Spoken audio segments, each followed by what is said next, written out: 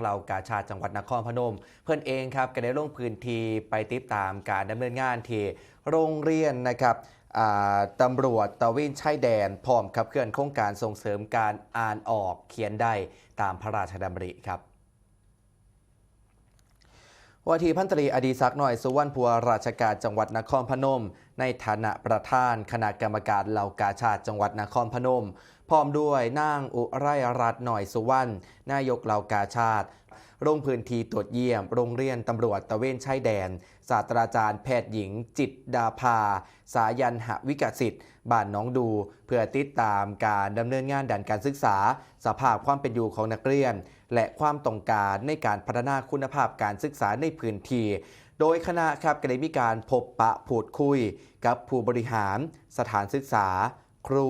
รวมไปถึงเจ้าหน้าที่ที่ปฏิบัติงานในโรงเรียนเกี่ยวกับการจัดการเรียนการสอนการพัฒนาทักษะด้านภาษาไทยของนักเรียนรวมถึงปัญหาและข้อจำกัดในการดำเนินงานของโรงเรียนในพื้นที่ห่างไกลอีกทางครับให้กำลังใจคณะครูและบุคลากรทางการศึกษาพร้อมกับเน้นย้ำถึงความสำคัญของการพัฒนาเยาวชนให้มีทักษะการอ่านออกเขียนได้ซึ่งก็เป็นพื้นฐานสำคัญในการเรียนรู้และก็พัฒนาคุณภาพชีวิตในอนาคต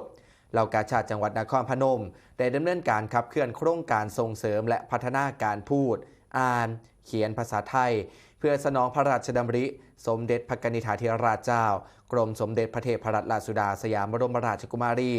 อุปนายิกาผู้อำนวยการสภากาชาดไทยในการแก้ไขปัญหาเด็กนักเรียนในถิ่นทุรกันดารที่ประสบปัญหาอ่านบ่ออกเขียนบ่ได้